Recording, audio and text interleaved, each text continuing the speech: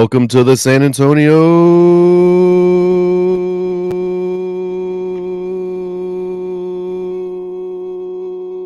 SAFC Fancast.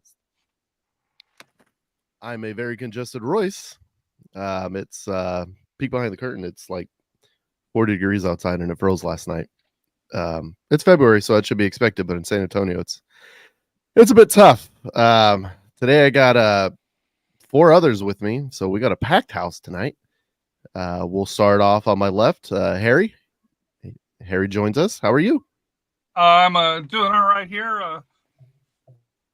I got something to say a little bit later once we get to the preseason friendly that I was almost going to go red alarm yesterday, but I was told to pipe it down. So it's been building. Harry's very mad at the Biden administration. We also have Jonathan Check. Jonathan, how are you? Doing all right. This is obviously a much earlier podcast than we would be doing. And, when we were planning this last night, I was like, oh, okay, well, I guess I can get up at that time. And look at me. I actually showed up and, was here. If I know I need to wake up early, I can do that. But yeah, good to be on a podcast. It is a bit, it is a full house. Would appreciate a little more elbow room, guys, but all right, I can deal with this. Absolutely. I appreciate elbow room as well, but hey, what are you going to do? You don't even get elbow room on airlines or buses anymore. We have Matt with FTC to San Antonio. Matt, how are you? Good. Still trying to wake up. Hey, are we getting MLS, Matt, or USL, Matt? Yeah, no, we got to figure out which one we're going to get here, huh? It's USL because there was Houston Dynamo II. So relax. Yeah, Matt, where are you calling us from? Are you calling us from Houston or? I'm at home. Yeah, you're in San Antonio at home. Exactly. That's what I thought. Rafa, Mr. In the Dark over here. Dang, dude. All right. Full Unabomber. Where's the next target, brother? It'll be Utopia tomorrow, I guess, when I travel. I'm here in Del. I'm here in Del Rio, so last day here before I head back on the road, I'll be Utopia and Marble Falls tomorrow. So that's fair.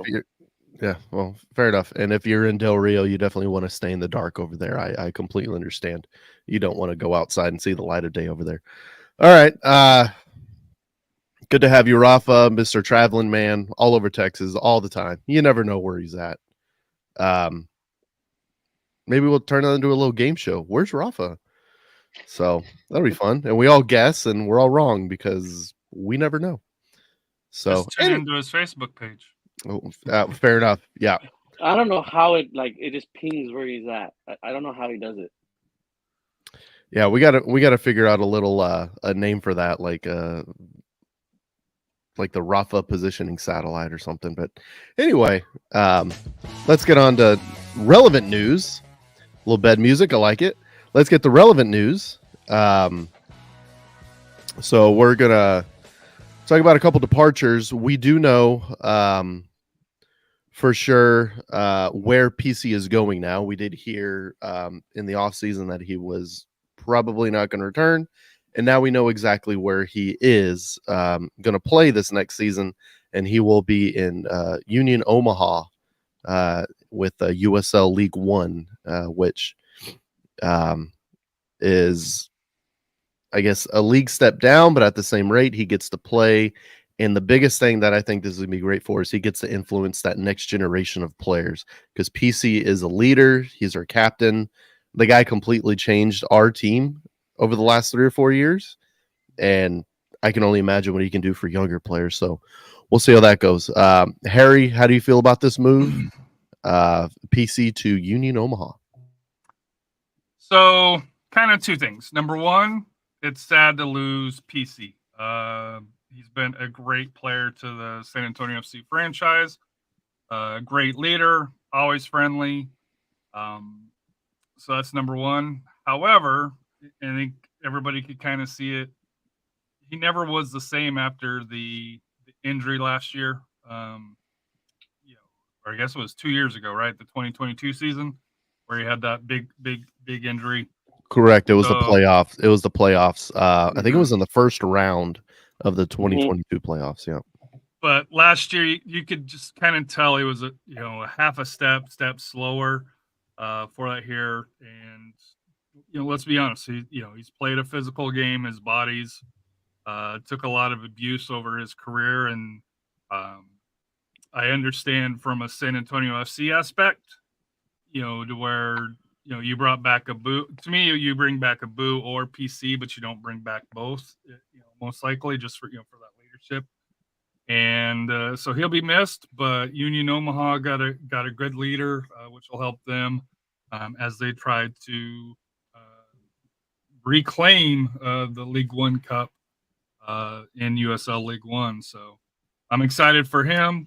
It'll be kind of cool to see him come down in Open Cup play if there is an Open Cup, which is breaking news later on today. I have a feeling because there's a lot of MLS rumblings about the Open Cup, so there's going to be news coming soon for that here, and it doesn't sound good if you're an Open Cup fan along those lines. So, Rafa, your thoughts on Victor Gurro PC leaving? I think it was this time. I mean, he did what he had to do. He delivered. Like I said, part of the championship team. But like you mentioned, he was just never the same from that injury, and I don't think he really fully recovered from that. Because I know he tried testing out early on this past season, and then he had a couple setbacks, and you can tell that he kind of lost a step, and it's just a shame because, like I said, he was kind of also a little bit of our little our bulldog on the field, our little enforcer. When we needed to give a yellow card, just just to kind of let them know, hey, I'm here. We're gonna miss that, but like I said, Union Omaha is gonna have a good player there. He's gonna help, kind of groom those players how to win. Been there, done that, and maybe that's what they, bringing them in. They need that leadership to kind of help, build their program back up. So, but he's gonna be missed. But like I said, it's either there's gonna be him or Abu. So, and then Abu hasn't had as much as first serious injuries compared to PC. So he had to be the odd man out. And Jonathan, you have some insight on the move for PC to Union Omaha? Well, it's not like I have any sort of special inside information, but like you guys have said, it is a big hole to fill. And I was saying this, when it became obvious he wasn't coming back. I guess when SAFC announced it, really, on the field, even though he was not quite at his best last year, even when he was fit, but certainly in the leadership group. I mean, he was basically the foundation of Marcina's leadership group for the last 4 years. And you saw it on the field, and it would be present in the locker room. So big shoes to fill. And I've also heard Abu is also kind of a big leader, even if you may not always see it. So at least you retain some of that sort of defensive midfield / captain energy. So I wish PC well. He was a great guy. The few opportunities we got to talk to him, comfortable, friendly, and good luck guiding the next generation in Omaha. Yeah, it's interesting you say that about Abu and PC. PC's definitely was the more vocal leader. Very vocal. If you ever listen to training or if you ever just listen to him during a game, he is louder than Marcina. And his voice, when he yells, is more high pitched, so it travels further. Man, I would not want to get on that guy's bad side because oh boy. And at the same rate, Abu's more of a lead by example kind of guy. But one of the best examples in the league. I mean, he's a champion for a reason. And with the new midfield kind of coming together, I think either one of those guys would be a great asset to have. And it stinks that PC has to move on, but at the same rate, I'm glad he gets to go somewhere where he's going to be more influential on that next the next generation of players. I think he'll be possibly the complete MVP of Union Omaha, just in his leadership capability and where he can take that team to the next level. Matt, you have any thoughts on PC to Union Omaha? I mean, good luck. Is the best what I can say. I mean, yeah, we lost a very important captain. Uh, Sheesh, he's been there for a hot minute, just and delivered what he said. He wanted to give us a championship, and that's what he did. Uh, there's not much to put into it or much words that you could say. I mean, he wasn't the same after the injury, especially when that injury was on our side of the field and we saw it firsthand. Like it did not look good, and I didn't think it was going to be a quick recovery at all. I thought he was going to be out probably half the following season, but Probably should I have wish him been. luck. He probably should have been. In all honesty, we thought it was a rib, but I guess it was just his. What did they say? His spleen. So he broke from what I heard completely. I didn't talk to his doctor or anything, but from what I heard, he broke 3 ribs. One of his ribs went into Yeah. his spleen and ruptured his spleen, so we had to get that removed. And then ribs take anywhere from 4 to 12 weeks to heal, and then the intercostal muscles around the ribs have to heal as well. Yeah. So it takes a while for recovery. And I mean, to his credit, 2 or 3 weeks later, he was there trying his best to lift up the trophy with his right arm. And But you could tell he was hurting, though. You could he tell. he was hurting. I'm sure the tequila helped, but he was hurting. But at the same rate, Matt did bring up a really good point with leadership. I mean, PC was our captain. I was our cappy, along with Maloney, and it's tough to lose those 2 guys in the same offseason. But at the same rate, we have Abu, we have Taintor, we have a captain from a team from the Persian Gulf League that's coming. That was a captain of his national team. So we have leadership coming in, and I think that's going to be great. Well, we'll talk about that later, but I think that's going to be great for us, and I think we'll be all right this season. So up next, we'll get into some more news and notes. And just to answer JD's question, you know, the injury Abu had last season, I believe it was a lower leg. I don't think it happened against Sunderland. I think battling with an injury all year. He'd been battling with something all year, and it was a lower body. The old LBI. What was it exactly? It was his lower body. So one of those hockey injuries. So or hockey injury reports that we get all the time. So hopefully he's 100% healed up and he comes back. And speaking of that, we'll talk about some news and notes, and then we'll get into the preseason match that happened yesterday coming up as well.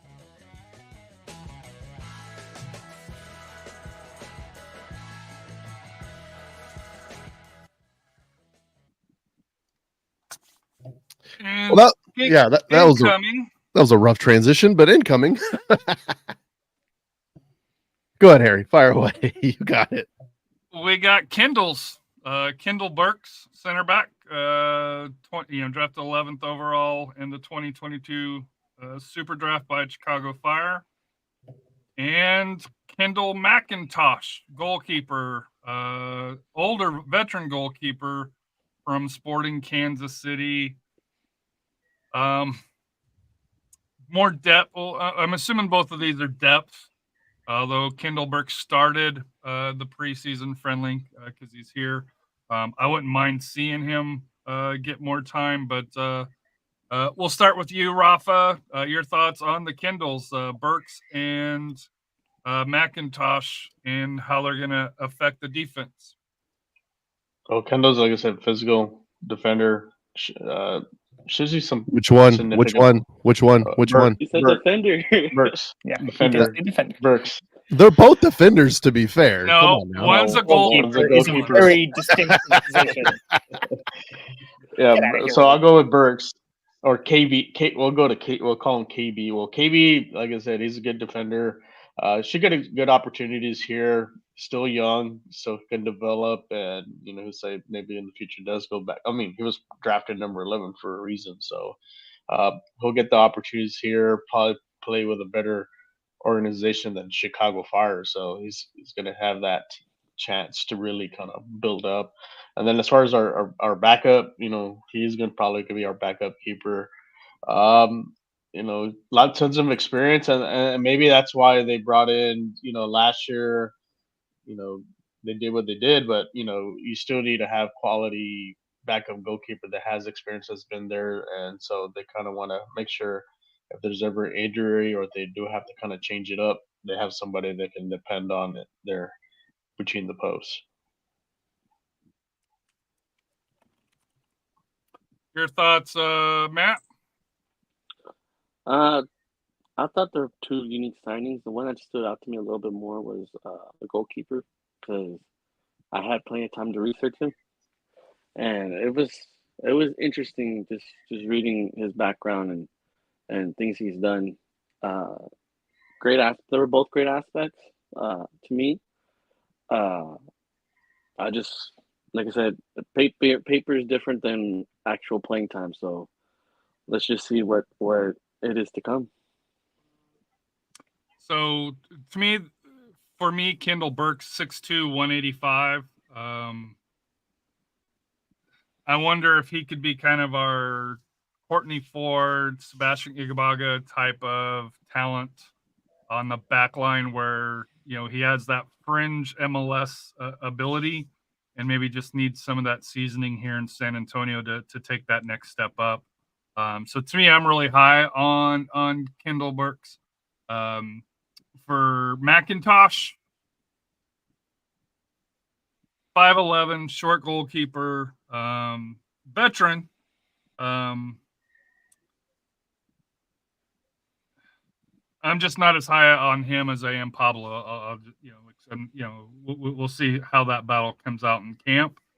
But like I said here, to me, just kind of going through Y Scout and looking at the different tape on it, I think Pablo should be our first team goalkeeper, and Kendall Mcintosh the second here.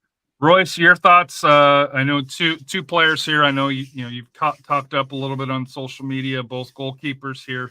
Kind of your thoughts. I like the two signings, and it just kind of shows intent with Ferruzzi and the front office this offseason is definitely to get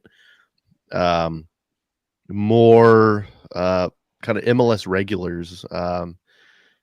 In the past, it seems like we've looked for kind of MLS fringe players. And this time around, it looks like we're getting MLS regulars. Kendall Burks started a lot for Chicago Fire, which, to be fair, should be the Chicago Tire Fire. But at the same rate, he got starts in the first division, a lot of starts last season, looked pretty dang good. From what we heard from Chicago Fire fans, is that he's definitely a set piece threat, which is exciting. Especially if he's going to be the guy that kind of partakes in the 1-2 headers from Taintor, what the Puro SAFC podcast guys call the scoring play. It'll be interesting if he hooks up with Taintor in that this season quite often. But he seems like a good young player. Like I said, he's the number 11 pick for a reason. And it's pretty exciting futures for Mcintosh. Stuart's going to love this one. He came up as a Portland Timber, played with Portland Timbers 2 a lot, played with the Portland Timbers quite for a few seasons, I think 3 or 4 seasons, and then went to Sporting Kansas City as their backup behind Tim Melia, which Tim Melia is one of the better keepers in MLS history, let alone in the league right now. So those are pretty big shoes to fill if you're going to back him up. Tim Melia last season got hurt, and Mcintosh stepped up and got quite a few starts in MLS and did a pretty decent job back there in a pinch, because Sporting Kansas City is an aging team to the point where they just finally released Graham Zusi, and Graham Zusi's prime was more than 10 years ago. So kind of a tough look there.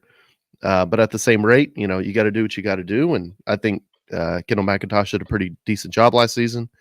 So I'm excited for him. And at the same rate, this shows intent like I said, from the team, and the goalkeeping core. If we want to kind of expand upon that a little bit, last season we had Jordan Farr, and then his backup was Carlos Mercado, young player, up and coming, not established, had potential, but was still very raw. This season we're going in, we have arguably we have two number ones. We have Kendall Mcintosh, we have Pablo Sisniega, both MLS level keepers that probably should have gotten jobs in MLS, but they're here in USL. That shows intent from what I feel from the front office. The last season wasn't good enough, especially in the defense, especially in the goalkeeping area. And so they are really making a point to improve all that, because last season's results were not good enough for this organization. Spurs Sports Entertainment won another championship, and this just shows me that that is what they're going for this season. And we'll finish up with Rafa on his thoughts on the two goalkeepers. But to answer J-Day's question, Burks is on a loan. No, he's signed a 1 year contract. Possibly with most of the contracts will have a team option for that here, but he's here at least 1 year for that here. Oh, go to Jonathan. Yeah. Go, So, Jonathan. so first, my thoughts on Burks. It's actually kind of interesting, Harry, that you compare him to Courtney Ford or Ibiaga, because with people highlighting his physique and his physicality, the player that I was thinking of a little more, someone that SAFC didn't have last year but had the previous couple years, Jasser Yes. Kamiri, kind of an Yes. enforcer in that center back core. Someone who, again, SAFC didn't have last year, and maybe it showed. Maybe that's part of why the defense was a little leakier, is you just didn't have someone to step in and say, "You shall not pass." So interesting to see how he pans out. And then as far as Mcintosh, I know there have been some questions about his abilities based on some highlights, but listen, even the best goalkeepers don't look great if the defense in front of them is not doing their job. We've seen it a couple times with SAFC where a guy wins goalkeeper of the year, and then the next year the defense in front of him is just not as reliable, and suddenly you're asking questions, is this really the best? I don't know. So give it a shot. Hopefully, if the defense in front of it, honestly, it kind of in some ways doesn't matter how good your goalkeeper is if your defense in front is just locking everything down.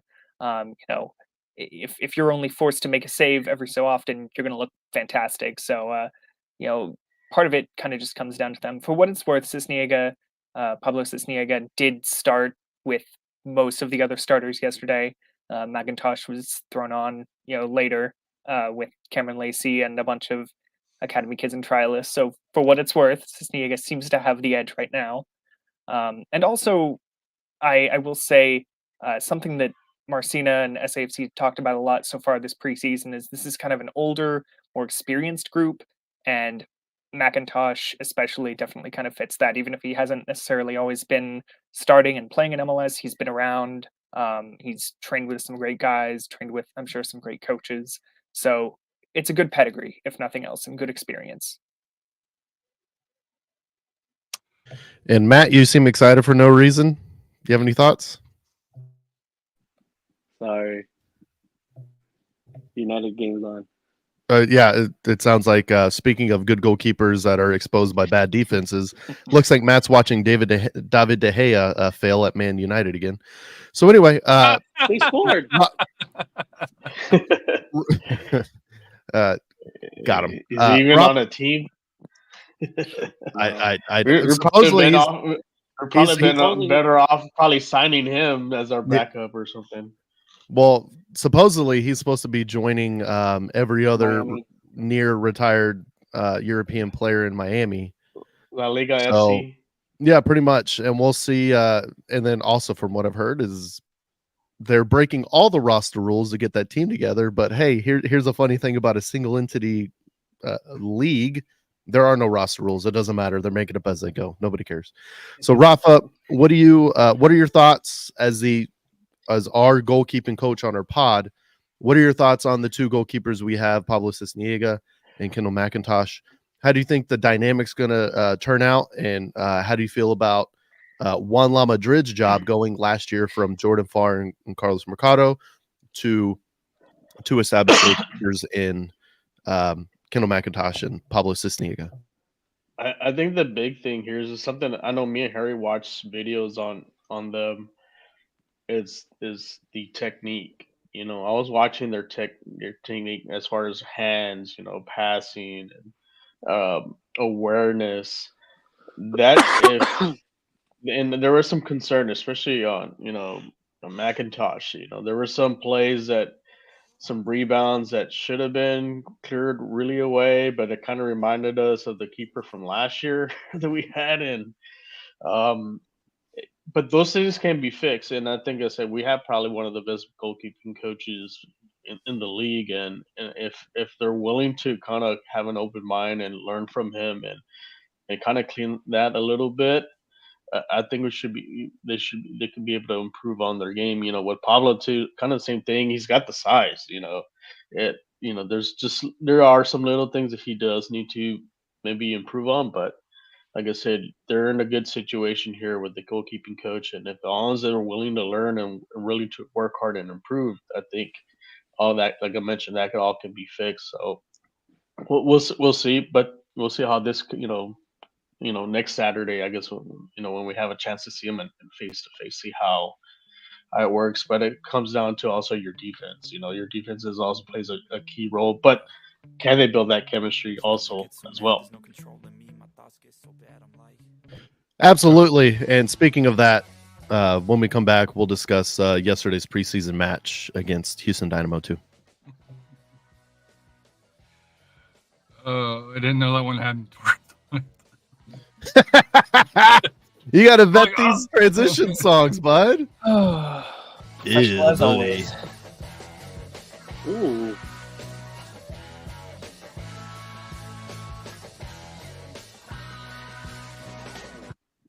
All right, Before we transition to that, Royce, you wanted to bring this up. Coach Oscar Munoz represented the team at this year's scouting showcase in St. Kitts. So a cool away trip. But your thoughts on scouting? Was it Liga MX Central America NCAA? It's saying scouts from MLS, USL, Liga MX Central America NCAA Division 1 and 2 college. Basically, it's tryouts for 17 to 22-year-olds.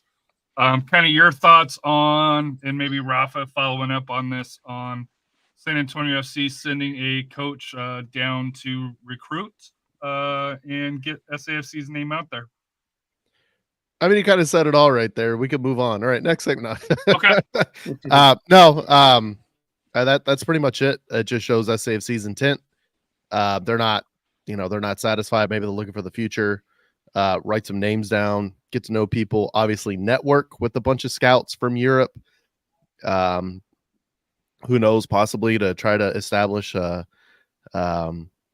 like a partnership in some clubs, obviously to look at talent that's going on in the Caribbean from 17 to 22-year-olds.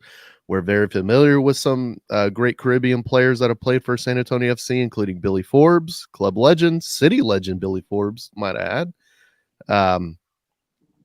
Shannon Gomez.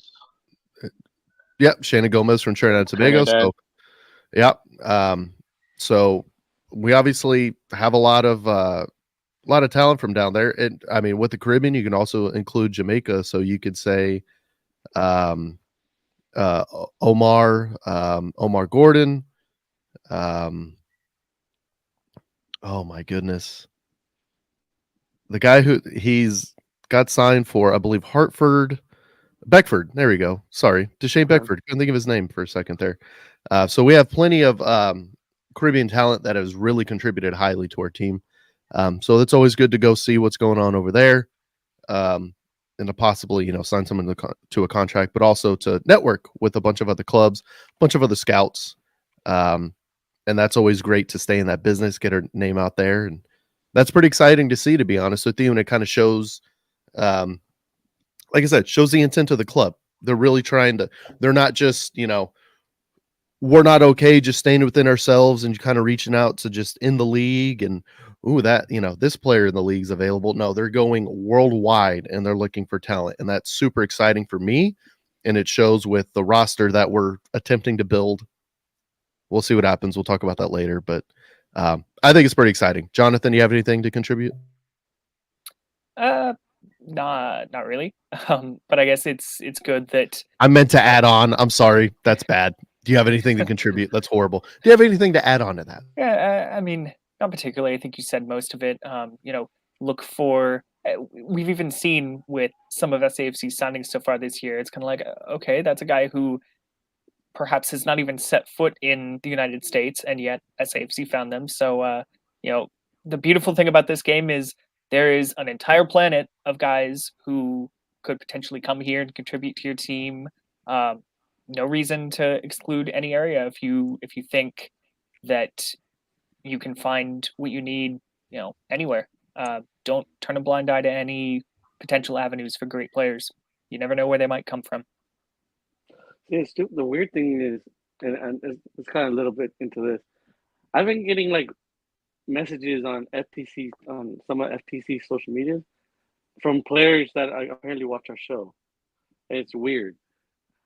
They'll be asking about scouting and stuff, and I'm like, hey, here's SAFC. I'm not the person. I mean, for us, like I said, you can look at it find the hidden jewels from there, because we were able to find some hidden jewels in South America. So it's like this is a way to branch out to this area and find the next big thing. You never know. You'll have maybe a 17, 18, 19-year-old that's dynamite is looking for that opportunity that could be a different striker over here, and he's the one that's playing in MLS and a few years down or in Europe. So looking at the starting lineup, Pablo was the goalkeeper. Manley, Burks, Painter, Shannon Gomez. I'm assuming Luke Hackinson is out wide. Silva, Abu. No. Completely disagree. Lucas Silva is a left back, so he's on the left side. Shannon Gomez is a right back. He's on the right. Luke Hankinson is in the middle. Luke is in the middle with Abu. Yeah, Luke. So it was probably Abu as a 6 by himself, and then Luke Hankinson and Jorge Hernandez up in front of him. Yep, together, and then Juan Agudelo, and there you go, and then Juan Agudelo and Santi up front, just like that. Yep. So I'm going to cut in here and say why I think Harry might actually have it right. Okay, fire away. A couple weeks ago, we were getting ready to interview Luke Hawkinson, and somebody just kind of doing a mic check asked him, what's your name and what's your position? And he described himself as a wingback. So from the man's mouth himself, that's not to say he was definitely playing there in this friendly, but if that's maybe, we saw him as a wide player, as a winger when he was coming in. If he's getting moved to wingback, well, if SAFC is going to be more possession-based this year, that's going to be almost like a winger anyway. So it would not surprise me if he was the other wingback. And, I kind of alluded to this yesterday, but it could be Silva. Who knows? Maybe Hawkinson's up there alongside Hernandez. But we'll find out next week. Silva does play out on the left side as well. So see what I think Marcina's tactical twist is he finally has somebody that understands the positioning that he's been wanting to implement since 2022, and that is a hybrid guy that can play the wing but also midfield. He tried to get Pirano to do that so much in 2022, where in possession he wanted Pirano to go out wide, but out of possession he wanted Pirano to tuck back in, kind of to add as an extra midfielder. And I think that's what Luke is going to do. I think he's going to go out wide and cross when he can, and to overlap with Shannon Gomez, but at the same rate, out of possession, he's going to tuck inside and help Abu defensively. I think that's what the big twist is. I think it's kind of a hybrid. Out of possession, kind of spread yourself a little bit. Out of possession, or in possession, out of possession, tuck in and really get compact in the center. I think that's what it's going to be. And talking to you guys about that kind of clinches it for me that Luke is out wide plus he's going to play more toward the center to help out the defense out of possession. But we'll see about that. Continue on. Sorry. Oh no, it's I set the floor, and you guys can have the discussion on where the pieces should be moved to. Rafa, where did you and of course we weren't able to see anything or hear anything because they haven't posted anything outside of just the initial lineup. No. But your thoughts? I honestly thought we'd probably move away from the 3-4-3 or 3-5-2. I thought we maybe go to what we had, the 4 back. Maybe Shannon playing a little back next to Manley. We could literally see that and have Luke push out wide. And like I said, have that 4-3-3. I think that'd probably be better. So you have it more like this and Jorge up top? No, Jorge will be in the. Yeah, we can do that. We can, and then Jorge just kind of. I mean, I thought we were gonna end up right. It's gonna end up something like that, or like Jorge in the middle and Santi and Juan on the outsides, but then they converge in. Basically let George kind of be the playmaker, and just distribute. Yeah, something like that. But since they are going to play the 3-5-2. The way you had it, it's right. The only concern is if there is kind of what we got exposed a lot is in the middle in our central midfield. They're gonna have to really, come back and not just kind of jog it back. We saw a lot last year. They gotta have to be able to run back to close space, but. Like I said, for the game, I guess the game on yesterday, the scrimmage, like I said, we had that 3-5-2 there, but there's like so many combinations. I think we have so many interchangeable parts. You could actually see that too as well. That's so. I think if you're going a back 4, you could have Gomez on the outside, Tainer Burks kind of in the middle, Manley here, and that way it gives you your triangle here that secures kind of the middle of the pitch, I think, which is what you're looking for. Yeah, and then you bring in Silva a little bit in, kind of took him inside, get that little gap right there. Same thing with Luke, and then when we do attack, then they'll spread out and stuff. Because like I said, you want to have George kind of in the middle to kind of dictate as far as passing, distributing to our forwards, but also having a ball played back so he can take those shots from outside, which is real notorious at getting those in. So I like to see that, but like I said, I think they wanted to test something out, I guess, on yesterday with that 3-5-2, which I guess they're accustomed to already. Well, we don't know if it is though. That's the thing, though. Yeah, but if they lined up like this, as far as on the sheet here, and then it's a matter of where you're putting Silva, where you're putting Luke. For that here.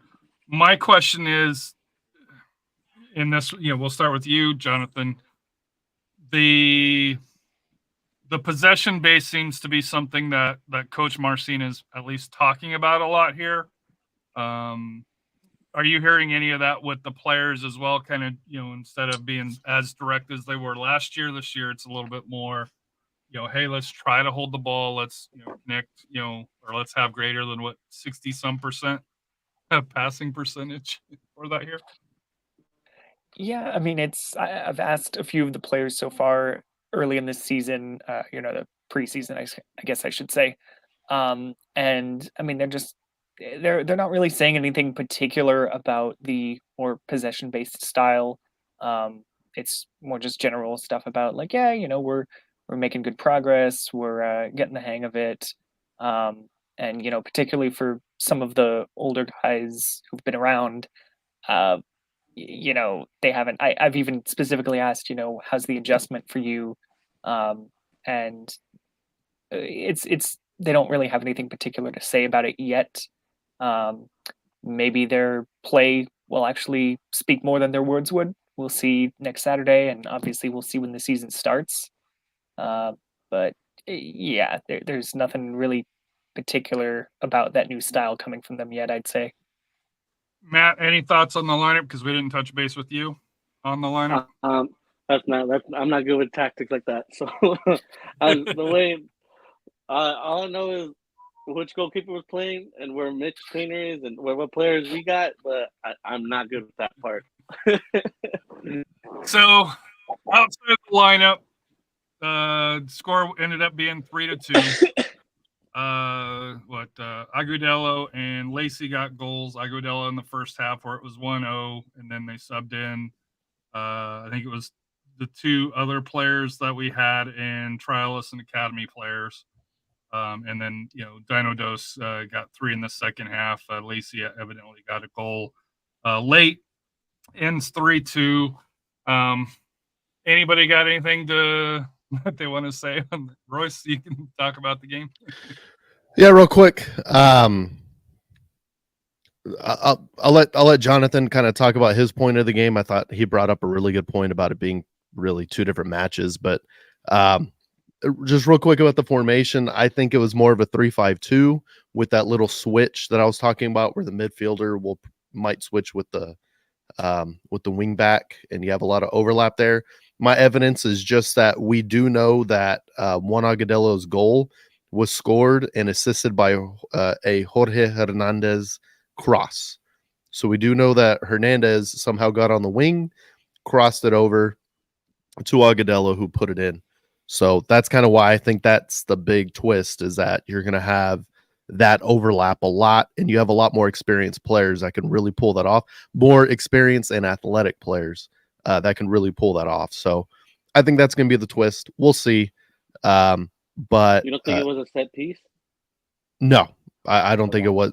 It would have set off a set piece, and that's kind of what man. That PR he wasn't on point last night, but we'll see. We'll see. But I think a cross from Jorge Hernandez put in by Juan Agudelo, I don't think that's not a stoppage. That's not a restart. Yeah. I think that's a straight up cross, and I think that's the exciting part about this match, right? Is that it seems like it was scored through the run of play in their very first match really together. I think it's pretty exciting. And we do know the Cameron Lacey goal was a shot from distance. So that's good. Good to know that Cameron Lacey has that ability. But at the same rate, those shots from distances or a set piece goal, I don't think those have anywhere near as much meaning in the preseason as a goal that comes in the run of play. I think that's very exciting. And also, that first half, we shut them out with our first team on there. And that's really all that really matters that much. I'm going to turn it to Jonathan, because Jonathan had more insight and more clear thoughts than I did on the preseason match. Yeah. So like you alluded to, I don't think this is some galaxy brain take or anything, but it was kind of just like two matches, in preseason, and especially when it's your first game of preseason, your guys aren't at full fitness yet. They're not going to be able to go the whole 90 minutes. So SAFC puts out, 11 mostly first team or at least, match day squad guys. And they end up winning that half 1-0. And then in the second half, and I even predicted this with you guys because I knew sort of some of the players that were available, and then SAFC admitted it. It was Kendall Mcintosh coming in goal, Cameron Lacey up top, and besides that, academy players and trialists. And so, there's no shame, I would say, in them sort of losing that second half 3-1, particularly for the academy players. Like, this is, we've seen it be a lot worse in the past. I seem to recall a 7-0 loss to El Paso Locomotive in preseason a couple years ago. Correct. So it could have been a lot worse. But yeah, SAFC and Alan Marcina admitted this to us on Thursday. They're working with about 11, 12, based on how yesterday went. They had 13 senior players that they were able to use throughout the first and second halves. Marcina has admitted, we're still waiting on some guys to come in, and obviously this is SAFC, so they're also going to be adding some guys in the early stages of the season, probably, maybe some of those MLS loanees or guys who just, for whatever reason, their teams decide, you know what, you're not quite going to work for us. So you will see the roster added to then, but right now it's really thin. Like I said, 11 to 12 players, and that's what SAFC's got to work with for now. And when they're not fit, not full fitness yet, at least, they're not going to be going too much longer than they, need to or than they can. I'm curious, Harry. Do you have any thoughts about the squad numbers that SAFC has right now? Who's available? Oh, so the comments that came out. For more complaining, he's Harry. Harry. I'm going to try to be constructive here, but Coach Marcina said, very proud of our first team. The application of the game model principles is essentially what we wanted to see come first game. So very proud of the effort, the commitment, and overall execution of our game model principles. On the second half, I felt Cameron Lacey obviously had a nice goal. I thought it was a good opportunity for all our academy kids. That there's a lot of opportunities for growth and development. So it's a good opportunity for them to test themselves. This next one is the one that, to me, raises a lot of alarms. We're hopeful that we get some of our international guys in. As we saw, we have only 10 or 11 guys available. As a coach, you'd like to work with as close to your entire team as possible, and hopefully we get guys coming in, and they'll continue to build on our first half and performance. Season starts March 9th, right? Last time I checked, yeah. San Antonio FC's only got 3 preseason games. We just blew through one. We rotated, half the team, you would say, at least? Sure. You've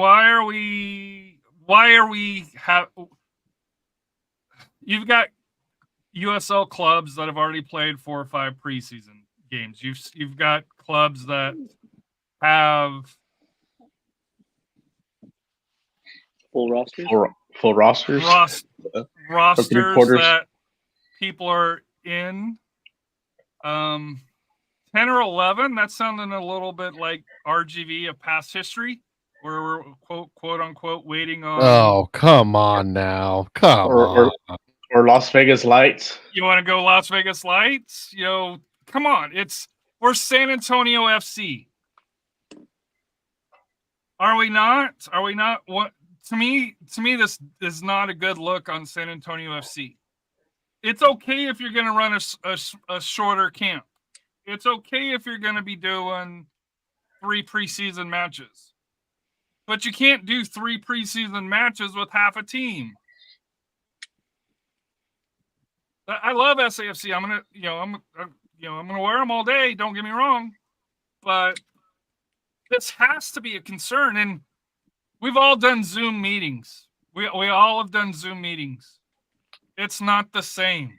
It's not the retention, the communication, the feedback. It's Rafa, you're a coach. You might have better ideas than I do. Because Royce is like, Harry's lost his mind. He's totally wrong. Well, it's like me going into the high school season with only 11 players for varsity and thinking, and then I have 16 district games that I have to go through and a couple non-district tournaments. This is inexcusable, and if you know you're gonna have this short window and a smaller training camp, you need to bring those players in a lot sooner to at least get accustomed to, as far as the environment there in San Antonio, with get to speed as far as the tactics, especially now that you have a new sporting director, which is changing a lot of things. So that's important, and at least there, when you bring them in a lot earlier, they'll at least get a grasp of what's going on. But if you're missing half the team, and who's to say who's going to be there this Saturday? Is it going to only be 11 guys and the rest a bunch of trialists and academy players? You want to build chemistry before that first game, because if not, that first game is going to be an embarrassment. And if it don't do a good showing, especially against Loudoun,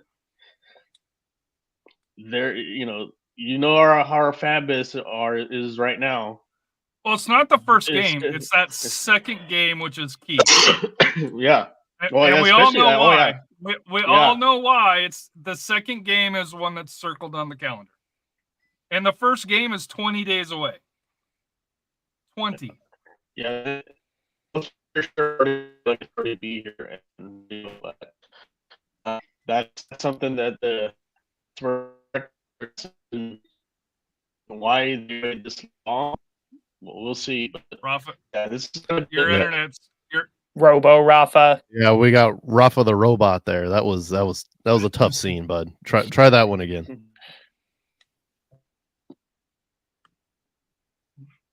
Can you hear me now? Rafa.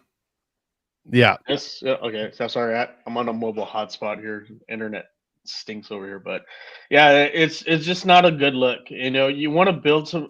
Like if you hear from the other teams, they're kind of building chemistry. They already got a bunch of games already going. They know what's at hand. They want to win. Here, you're not getting that. If you want to win, you need to play a couple more games. Bring your guys in. Gotta, especially you're bringing half a new team. They got to get to speed of what's going on, especially with the new tactics and new technical play and stuff. So we'll see what we on this coming Saturday what we're gonna see. It's funny that you talk about. I'm just going to cut in here. It's funny you talk about the chemistry. A word that SAFC has been using a lot so far these first few weeks is cohesion. This is such a close group. The cohesion is coming along really well, and I'm kind of taking a step back over the last couple of days and saying, well, if you've only got 10 or 11 players, and half of them are returnees anyway, how much does this cohesion really matter?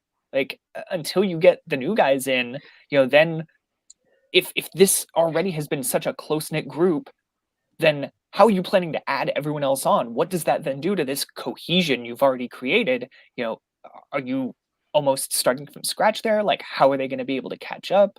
Okay, they've been on Zoom calls maybe with some of the players that are here, but it's not the same as, palling around before and after training and stuff, and giving each other a pat on the back, and all that chemistry that you get in person. It's just not the same, as Harry alluded to. So one other thing here, because MLS season starts this upcoming week. Can I get a can I hold get on. some words in? Okay, all right. Because I know you're gonna go and sugarcoat everything, which I'm not gonna sugarcoat. I'm gonna bring you some reality. Jeez.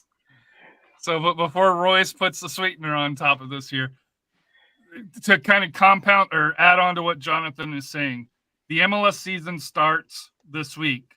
The roster compliance, for MLS, where they have to finalize their roster slots. So normally you'll see San Antonio around this time bring in their 4 or 5 MLS loans around this time here. So you're not only going to bring in I think it's 5 or 6 international players that they have. That's going to come in. You're also going to be, if they bring in the 5 or 6 or 4 or 5 loan players, you're going to see those as well here. So Royce, hold on. We'll go to Matt. Matt, before Royce adds the sweetener to it, your thoughts on this? Because are you team Royce or are you team everybody else? Are you team reality or team panic? I'm team panic, dude. It's bull. It's freaking BS, bro. You only have half a squad. And then it's really not about panic. It's just a reality as a coach. You got to build. You have to have. They got to be up to speed. If they don't understand your tactics, it's like getting a whole bunch of players in, and you think Carlo Ancelotti is gonna wave his magic, or Pep Guardiola is gonna wave his magic. All right, they're gonna be Carlo. It's gonna take a long. It's gonna take.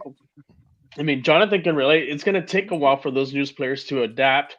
It's like Erling Haaland. It took him a while to kind of adapt to Man City's style of play, but then he finally got it going. He scored like 3 hat tricks in the first 3 games. And also all Carlo Ancelotti has to do is wave $100 bill to the ref, and they get to do whatever he wants. Did you see that last match where the Real Madrid midfielder completely cleans out the other player, and the ref goes up to him about to give him a card, and the guy comes and screams at the ref like it was a dive. I didn't even touch him. And the dude has cleat marks on his leg, and the ref's like, oh, yeah, gives a yellow card to the other guy for diving. What are we talking about? Let's not talk about La Liga. That's a terrible example. Anyway, let me bring some reality into this. Well, I didn't get to finish. All right, finish. Sure. I mean, it's the truth. You don't have a full roster on the field.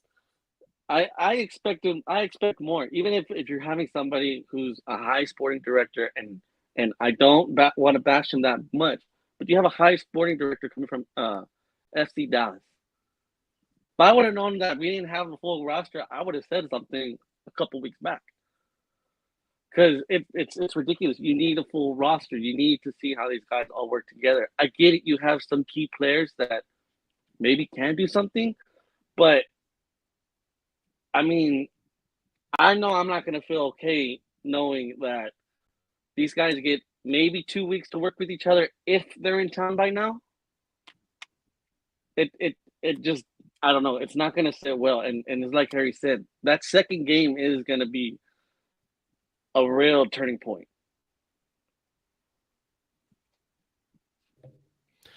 All right. Everybody ready? Everybody ready to calm down? Let's take some breaths. Deep breath. All right, guys. The show's Inhale. over. Exhale. Inhale. Exhale. All right. We're fine. We're doing fine. Here's the reality of it. Our roster right now, as announced, sits at 18. Okay. 5 of those guys aren't in camp yet for whatever reason. Of those 5, 2 are technically returning players. Trovaboni was with us more than half the season last season, and Lucho played with us for a couple seasons ago, but is already kind of familiar with the Marcina system. So we technically have 3 new players, 3 new international players, and they're probably having visa issues getting here. I think that's the issue. When Bischler coming from South Korea / Austria, there may be a visa issue there. The other 2, which is Mohamed Omar and Burra, I think they're really having visa issues coming into the United States and getting a work visa. Just kind of the reality of the countries that they hail from. That's kind of that it's an issue. And Omar's Canadian. Is it Canadian? I think so, yeah. Then that's a really bad assumption on me. And hand up accountability. Hand up accountability. You're right, Omar. I was like, hold on, what are you talking about? I was thinking Trovaboni. I'm sorry. I was thinking Yeah. Trovaboni, and he's not here. That's hand up accountability. I don't know why He wasn't playing. Omar, He wasn't playing in the African Nations Cup, right? he was Yeah. not. No, he was Okay. not. Oh. He Thought he was was. he was not in that tournament. He played in the qualifiers, but he was not in the tournament itself.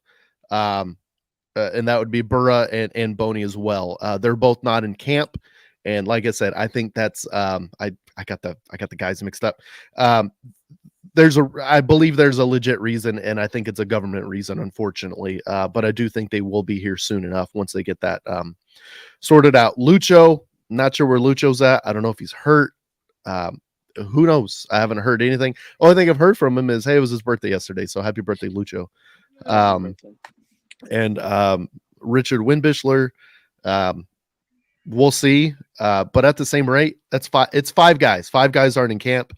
2 guys technically are familiar with the system. They need to get involved with the team. So there's really 3 guys that are brand new that could, obviously use some chemistry and use some time. We'll see where the Zoom meetings go. But we have 13 first team players, plus we have trialists that we're looking to bring in, obviously. Plus, I guarantee we have 1, maybe 2 academy kids that will probably be on the roster as well, including Dalziel from last season, the U.S. Youth International player. I believe he'll be on the roster. So the roster's filling out. We do have a pretty good first team right now. Obviously, we need subs. And at the same rate, I'm sure that San Antonio FC is looking for loans as well. I did see that Tanny is playing with the Minnesota first team, which I don't know if they have a coach yet. So that's a problem for them. Yeah, I didn't think it's still an interim coach. Yeah, big problem for them. I don't know why they don't get the guy that is MLS experience that was coaching Panama. I think it was Panama, right? that got fired from the Panama job. That dude, I don't understand why that guy doesn't have a job here in the United States. That guy's incredible. And at the same rate, I did see that Rita is playing for the Montreal first team as well. So obviously those guys impressed here in San Antonio, and they're hopefully going to have a big season in MLS. And if not, hey, arms are open. Come back, baby. Come back to us. But I will respond to Jordan Kidd. I get it. We are in the USL. In the USL, we are minor league, but there's still no excuse to having that low of a roster for a preseason game. There's no excuse. You need these guys to get to know each other. Apparently, we have 18 players. We do. For what? For what? Well, 18 signed. 18 signed. We have 18 signed, but only 10 playing. 10 playing. 13. 13. 13. 13. Or Marcina said 10 to 11 in his quote. So Marcina said available. Yeah. So what he's saying, hold on. What he's saying is he's saying outfield players available. You have 2 goalkeepers, you take them off, you can't put them in the outfield. So you technically have 11 outfield players available for 10 spots, which I get. An issue, sure. But at the same rate, like I said, you got five guys that are missing. They fit on one hand. 2 of them have experience with the club, so you got 3. Shut up, Royce. Thank you, Robert. Thank you, Robert. No, also, real quick. It's not like the Vikings fill a team anyways. To get all the negativity out. Shout out to Jason from Portland. Now, how's it going, Jason? Thanks for joining us this morning, buddy. I'm not letting this down. I'm letting you know that right now. No, it does grind me too. But remember, we have a new sporting director. We have a new sporting director, and I'm sure he's implementing new things, and those guys need to be cut up to speed. This is true, and that's the thing. That's just the concern there. I know we're probably going to play a little bit of Marcina ball, but Marcina did say we are going to play more possession. So you have to learn what type of tactics are they going to learn regarding that type of possession play, and they have to be there to see what it's going to be like. Zoom is not going to help. You got to be on the pitch to see what exactly the spacing of the ball, how we as far as our defensive, offensive shape. Those are the most important things being on the field especially when you're coaching there, trying to get a grasp of what you're trying to do, and them being late doesn't help. And then you're going to see that in the first 2 games. And it may take a while to kind of grasp some things. I understand that. But like I said, if you know these guys are going to be late, you have to kind of bring them in a lot sooner so they can take care of these little things. Because like I said, the expectations are high, especially with our fans. You know how they're going to act. And it's in the first little wrong thing, you know how it's going to be. And we us from our side, we understand what our viewpoints as far as how the team works. But as far as from the outside fan, they don't really understand how this. Yeah, this city, we're, and I hate to say it, we're spoiled. We want wins. You're not winning, you're not going to get a show out. It's just the truth. Oh, Coach Cano. All right. Anyway, well, I do have. Hold on. Let's take a beat. All right. These guys are professionals. They are some of the top professionals available to us in the world, which there's not a lot of population. They are professional players. They know what they're doing. There's very simple special instructions that are taught that will be taught that they do need to learn, but it's not like we're getting, Joe Schmo off the street and he has a month to train for a marathon or a month to train for an international chess match or anything like that. It's nothing crazy like that. They're professionals. They have the ability, they have the knowledge. There's just certain little tactical things that they need to get taught. Kind of like, whenever a player's about to come on as a sub, the coach has the iPad or the piece of paper and says, this is the guy you're going to watch. This is how you're going to overlap. This is what we're going to look to expose. Cool. Got it. And then you go out there and perform that. It's not like they have that in their head already. The coach tells them right there, go do it. And they go do it. Yeah, they need to get some chemistry with the team. I'm sure they're doing some Zoom karaoke time to sing their favorite song in front of all the players. just to get a little chemistry, but at the same rate, let's not panic about it. They're professionals. And like I said, there's really 3 guys that are brand new that aren't in the camp yet. I think we're all right. I think we're doing all right. We'll obviously see what happens early in the season, but once again, I'll remind everybody, you can't win the championship in the first month of the season. You can only win it toward the end of the season, and it's form that matters at the end of the season. So, but you can lose it. We saw that last year. Can you though? Phoenix was You terrible in the first 2 or 3 months of the season, and they ended up winning it all. So I don't know about that. We missed out first for what, 4 points? We drew 10. We drew 10 of the last 11 matches we had. Game 1 matters just as important as game lost it 32. We lost it at the same. We lost it at the end of the season because we couldn't buy a win. And then Charleston also choked too. So yeah, absolutely. So you can't win it in the beginning; you win it at the end, and it depends on your form at the end. And I have faith that this team is going to come together. They're going to be strong. They're going to be one of the best. But I will say this. Took advantage. I will say this. Go ahead, Rafa. Sacramento was a wagon last season. That's the problem. Sacramento was an absolute wagon. They lost their heart and soul, and they still kept rolling. And Roro was back as well. So we'll see how he does. But that was the big thing for them. Is I thought whenever they lost Roro, they're going to be lost, and they're just as good as they were. So they're just a wagon last season. But they ran into themselves. They shot themselves in the foot against Phoenix, and that was pretty much that for them last season. Go, Rafa. Go finish your thought, and then I'll wrap it up with the discussion. No, I was just gonna say, like I said, setting the tone is important, and that, like I said, I know they're professionals and so forth, but you still have to be there to learn the tendencies of your teammates. If you're not there on the pitch with them, you're not sure what they're gonna do and react, and that's where it's not hitting the panic button. It's more like, that's how you really build chemistry. Like, what tendencies does Tanner have on the field? Some of the guys have to learn, okay, he's good at this, but maybe he's not good at that. So at least I know during the games, what he can rely on helping to do and so forth. I think that's where I'm coming from when it comes to them missing, because in the end, once everyone's on the same page, that's when like I said, that's when we're going to turn it up, and that's why it's important from the beginning to start building that relationship. 2 things real quick.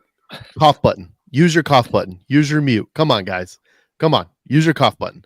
And number 2, there's absolutely validity to that, Rafa. I 100% agree with that. You do have to build the chemistry. But at the same rate, to panic about it right now, I think we're fine. It's the preseason. We still got 2 preseason matches to go. And, and we still have the first month of the season to go. We have from March until November, there is an 8-9 month season there. That's when you build your chemistry. That's when you build yourselves as a wagon.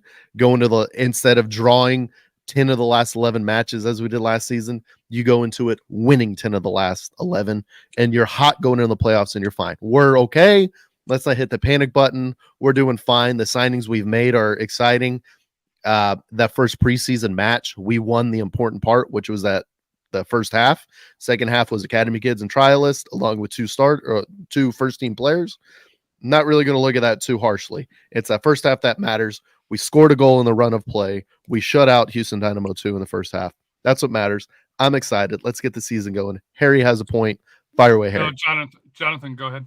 Yeah, so 2 things I'm going to add in here. It's not even that I'm saying this. Like, we know within a couple months of the start of the season, half the SAFC starting lineup either, are going to be people that still haven't come in yet or that haven't even been signed yet. Like, that's kind of what we've seen. We get that.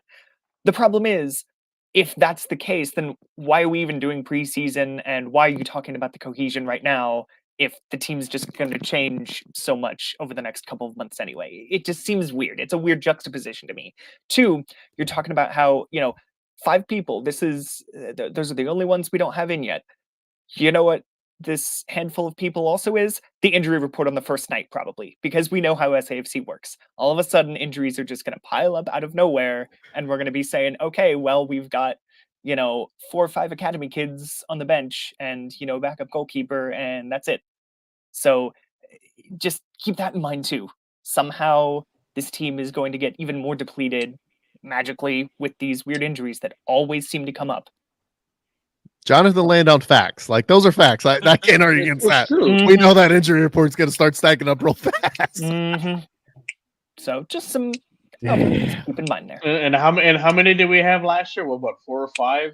It was about around that time. 4 or 5 with one permanent. Yeah. So it's just, I mean, that all kind of comes around to like, yeah, you can't lose the championship in the start of the season. You know, the way you end it is more important, as we've seen, you know, both the good and the bad the last couple of years.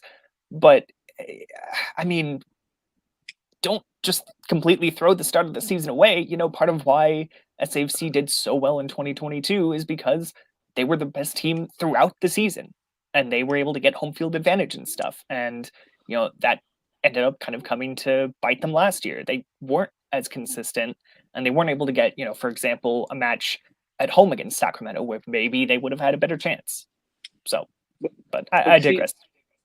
But what I'm trying to get across is you lost so much of your players, and I'm not saying it's like, oh man, we don't have this player, we don't have this player. It's not that. I'm okay with it. If they need to go, they need to go.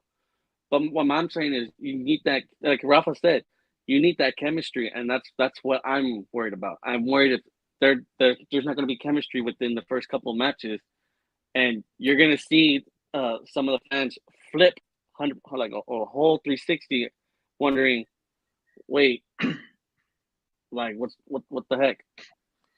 So that's Jonathan brought a good point about the injuries. What type of practices does Marcino run? And where did most of the injuries come from? Practice. So that's like I said, like a Coach Cano mentioned, it's not much to not panic, but it's about a little concern there. And then those players kind of coming in late, you can get hurt during those practices, and now we're kind of up a creek at the beginning of the season. That's why you need to have them a little bit earlier, just in case if 1 or 2 does get hurt, you can still rehab them, and they'll be playing just in time before the opener. So now we're on the practice methods and stuff. Oh my goodness! Hold on. I'm going to wrap it up here. This entire conversation, let's be honest with you, it's great preseason discussion because that's really what it is. It's a preseason discussion. We know March 9th. Well, we better know. San Antonio FC will have everybody here, March 9th ready to go. But it's going to be those little things that people like Rafa, like Royce, like Jonathan, like Matt, me and Matt maybe not because we're not technical guys like the three of you. But it's going to be those little things that are going to show up, and Loudoun United's better than what they've been, just because they're independent ownership. Tampa is going to be independent ownership. And Coach Cano's here. I think it's a little bit panic for preseason. And that's all we're talking about is preseason right now. It's a major concern going into the season. And then here's the key point here. And this is what we've all kind of hinted at, except for Royce. Marcina can't afford a slow start just because of the off-season losses. We all know, we've all seen social media, any post, there's always a, person X isn't here, person Y isn't here, through here. That's why the start for me matters, is especially that week 2 match. It's on everybody's calendar. You can't ignore it. They've got to have their shit together for that match against Tampa. And because Tampa's a quality team, and, not saying you've got to go to Tampa and beat them, but you can't go to Tampa and get ran out of the building for that here, which would be my concern. So real quick to kind of finish up my thoughts on this. It's preseason. What are the 2 matches that for the last, 4 seasons, 5 seasons, what are the 2 matches that SAFC have always started out in the preseason? Who do we play? Anybody? Any takers? It's normally Dallas and El Paso. No, it's normally UIW or it's Trinity. Those are the two we normally start out with. We normally start with the college, and then we'll kind of build up to USL or an MLS2 or an MLS team. That's typically how it goes. But the first match is always college, and that's typically what we'll get into, and it's more of a ramp up. Like I said, it's more to build that chemistry. Like I said, we're missing 5 players, 3 that are unfamiliar with the system. I get that that's an issue. I completely understand that, and it is an issue. Everybody's right when they say that, but it's not panic time. You don't hit that panic button yet. We still got 2 weeks of preseason, and then the week leading up to the first match. We're fine. We're in a good spot. We got good players coming. We got a number of trialists that are in. Who knows what their experience is? Real quick, Zane, to answer your question about Abu's health, we don't know. He obviously played that first half of the preseason match. Didn't sound like he came off. We don't have a lot of news on that in general. We do know at the end of last season, we kind of leaned on him quite a bit in the midfield, and it did look like he was carrying a knock, carrying some sort of injury.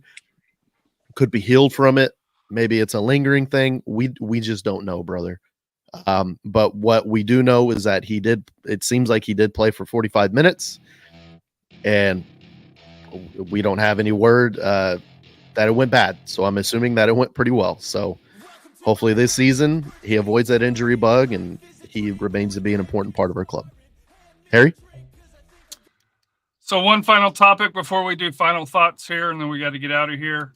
Toyota Field to host Mexican women's national team for international friendly April 9th. It's part of the 2024 Mexican Tour W. The Federation announced kickoff will be at 7 p.m. And if you want to watch it, you can watch it on Vic Zona Tudian. Rafa, you and Matt, well, Matt's kind of, Team USA, Team Mexico, depending on the day for that here. But Rafa, your thoughts on seeing the Mexican national team women's team come to Toyota Field against a quality opponent in Australia? It's going to be an exciting game. It's good for the Mexican national women's team. They're on the rise. Like I said, did win a CONCACAF tournament already.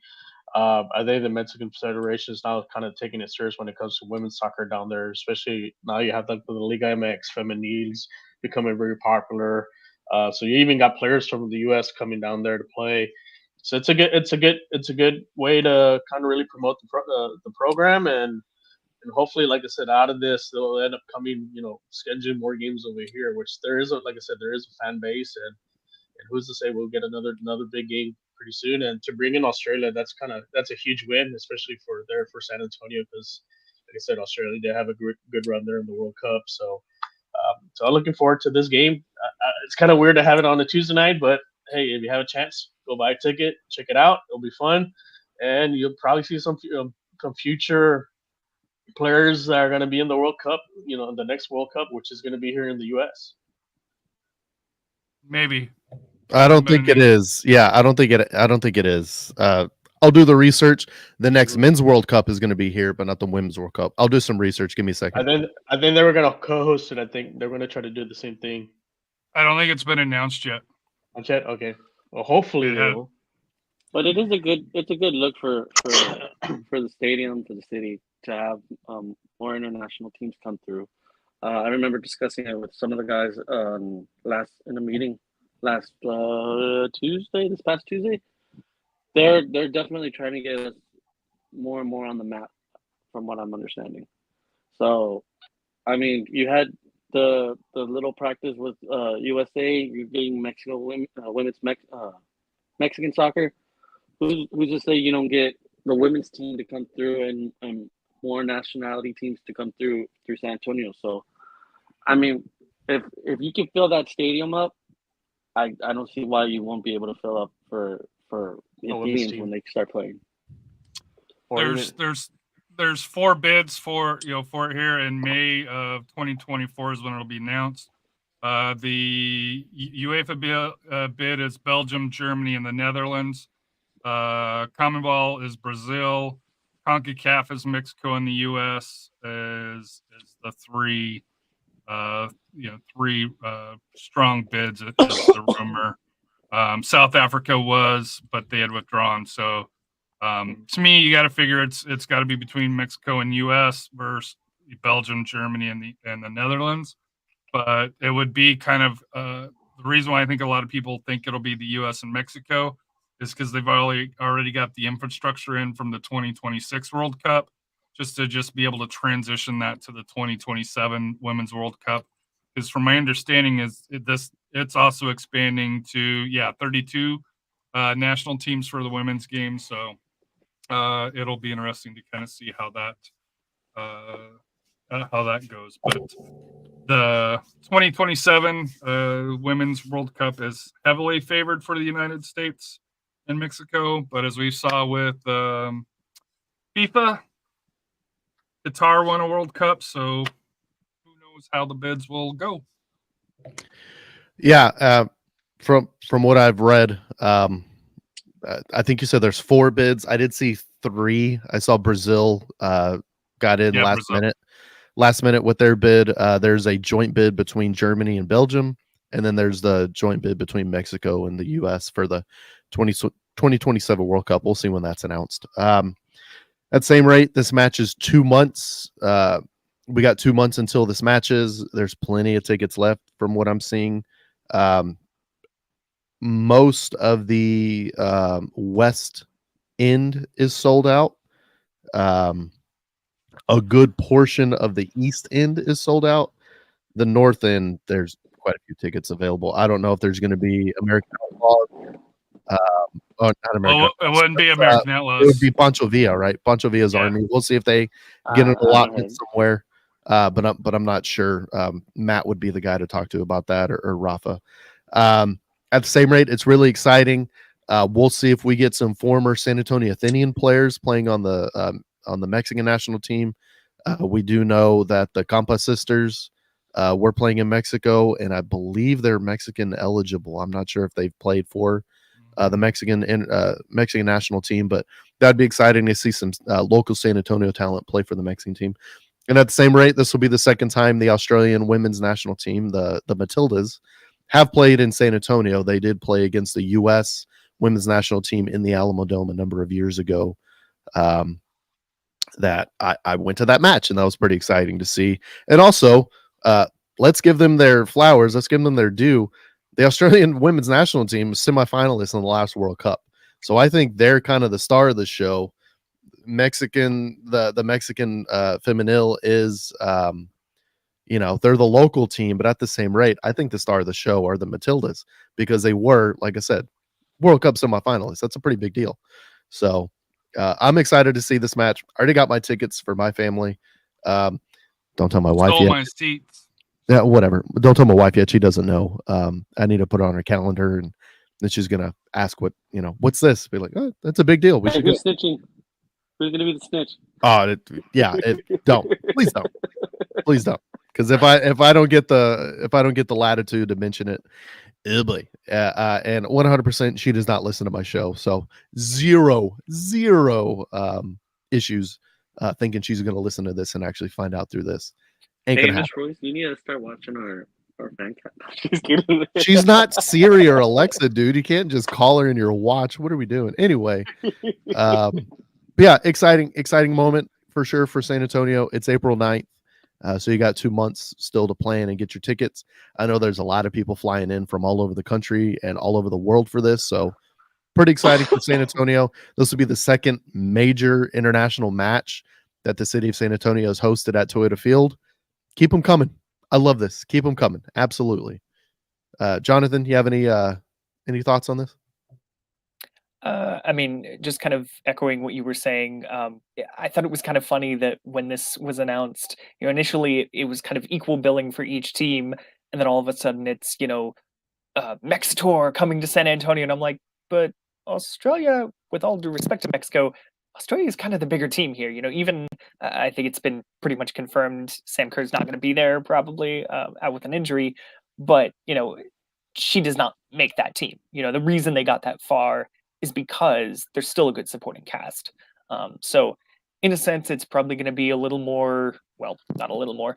Mexico is going to be bringing the fan base, but Australia probably, even without Sam Kerr, still has the edge on the field. So it should be a good game. And, we talk about how obviously the US came here, but there was maybe a bit of an asterisk with that because it's January camp, and it's Slovenia. Like, that's not the most exciting team, but Mexico and Australia, that's an exciting matchup. You don't have that January camp asterisk. So it's gonna be okay. Harry will say his piece.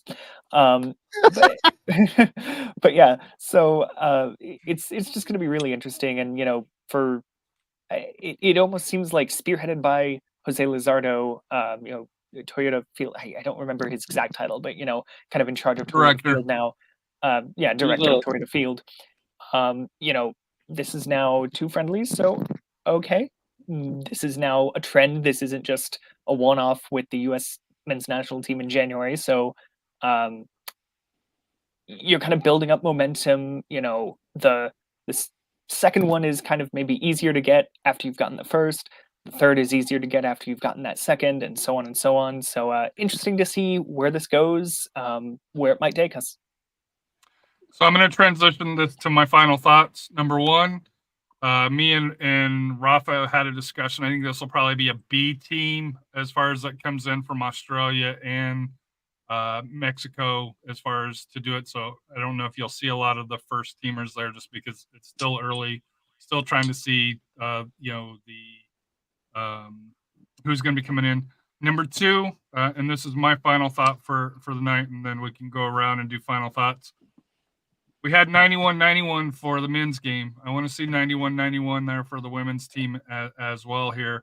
And the reason why is, yes, I want to be able to, show that San Antonio supports, the U.S. men's national team, U.S. women's national team. We're, so close to Mexico national team, Mexico feminine team for here. But two, we need to show SAFC, Spurs Sports and Entertainment, the Spurs, that San Antonio FC deserved a team in the not in the W League, but in the Super League for USL.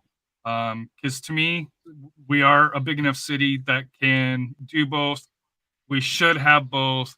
And the fact that they aren't one of the leaders when it comes to that bothers me personally.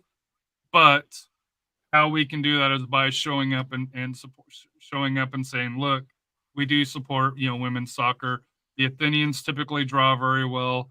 There's no reason why we can't show up at, for an international friendly at Toyota Field as well, and have 91-91 there, or at least a sellout because, for that here. But that's my final thought. Hope everybody has a wonderful week. We'll go Jonathan, Matt, Rafa, and then end up with Royce as we go around the horn, as Royce likes to say. Go ahead, Jonathan. Yeah, so my final thought, I plan on writing a little more on the kind of on-field side, but obviously we get to see SAFC in person for the first time next. I've seen them in training, but it's not the same. We get to see them in action next Saturday, less than a week now, against Antigua. So it's going to be really interesting to see what everything actually looks like in a real match setting. But even off the field, it's just going to be nice to see everyone again. It probably won't be a full on tailgate. I don't know. It might be a decent tailgate next week, but this, especially over the last decade now, the San Antonio soccer community, the regulars, the people you're going to see, and other people have joined along the way. So it's going to be good to just start getting back into that rhythm next weekend. Next. That's you, Matt. Or it looks like he's frozen. Must be watching Man U. Yeah. Rafa, go ahead. My final thoughts, like I said, looking forward for Saturday's preseason game there at Toyota. Kind of like Jonathan mentioned, see the old faces again, get the season started too as well, and then just also check out today. I'll be on live today again for 50/50 podcast, so we'll be going over new state rankings. So some changes, and we're going to talk over Region 2, and we're going to have Alex Adams from from the 2-time defending state champions, Atlanta Lady Bobcats. So we'll have them on the show today. So it'll be at about 4:00. So we're looking to say more soccer for Sunday. Like I said, come check out the high school show as well, and then we'll have our show on Thursday as well, which I'll premiere the new San Antonio RPIs. Very cool. So my final thought, I got two. What am I going to tell you? I didn't get to finish my thought on the two women's teams that are coming to Toyota Field. It was the Athenians announced their schedule this past week for the upcoming USLW season, which is very exciting that we have two USL teams here in San Antonio. Hopefully make it a third in the near future. But their home schedule starts on May 25th, and their last game is June 29th. So plenty of time to catch a match there at Soccer Central to see the Athenians compete in the USLW League. It's very exciting. And to answer a question here on the comments from Zane says, I'm just saying Pakistan national team needs a stadium for a World Cup qualifier versus Jordan. And I mean, Toyota Field would be hype. That would be unbelievable. I would go and I would buy a lot of tickets because a World Cup qualifier at Toyota Field, yeah, sign me up for that. I don't care what the two teams are. I'm hooting and hollering the whole time. I'm having a good time. That sounds great. Bring that kind of competitive edge to Toyota Field. That'd be great. And at the same rate, my final thought, man, let's get behind this team. I know there's a lot of talk. There's a lot of stress going on kind of with our fan base. I understand. I get it. It's not the most ideal situation that we have, 5 players, 3 of them new that aren't in camp yet. And we're already a preseason match in. A lot of teams have, 10, 11, 12 preseason matches from what y'all seems like you're talking about, that everyone's super ready for this season. But cough button. But what's important right now is that we get behind the team. This is our club. This is our city. This is our club. Let's get behind the team. Let's show support. Whenever we go watch this match this Saturday, let's get behind the team. Let's show the support. Let's show them that this is our club. This is our city, and it's second to none. And let's show them our expectations, and let's show them that the expectations we have for ourselves in supporting our club. So let's get out there. Let's be loud. Let's be proud, and let's welcome the new players, and let's welcome the old players like we always have, and just show them what they need to expect for this season from us. I will say I'll kind of call back from some of the preseason media. From Mitchell Tainer showing the third goal that we scored in the 2022 championship to Pablo Sisniega, to show him this is what you should expect from the fans. That's also what we should expect from ourselves. That kind of support in that field, being as loud and proud and showing that team that we care and showing that team that they are our team. And at the second rate, the other thing I did want to bring up that had to do with that, the preseason friendly on Saturday. We do have one winner for a pair of tickets. Well, we have 2 winners for a pair of tickets from our contest from the last show. So congratulations to, let's see, Gabriel Gomez, that I picked up right now, that you got number 4, and boom, number 4 came up. Gabriel Gomez wins the tickets from Facebook, and on Twitter, it'll be Minor Velasquez. Minor Velasquez wins from Twitter, who I've already reached out to. So congratulations to those 2. You guys win a pair of tickets to the Antigua preseason match on Saturday. We'll get you guys DM'd, and we'll get you guys those tickets out. So thank you for participating. Thank everybody who DM'd us. Really appreciate that. Harry, I believe that's it. Everybody good? We got Matt. Sorry, And I had technical issues. Matthew, go ahead. Without the cough button. I know. I can't get rid of it, bro. It's been so difficult lately. But so I just wanted to throw out there, the Crocketeers are having their annual meeting tonight. Please show up, show out, show them your support.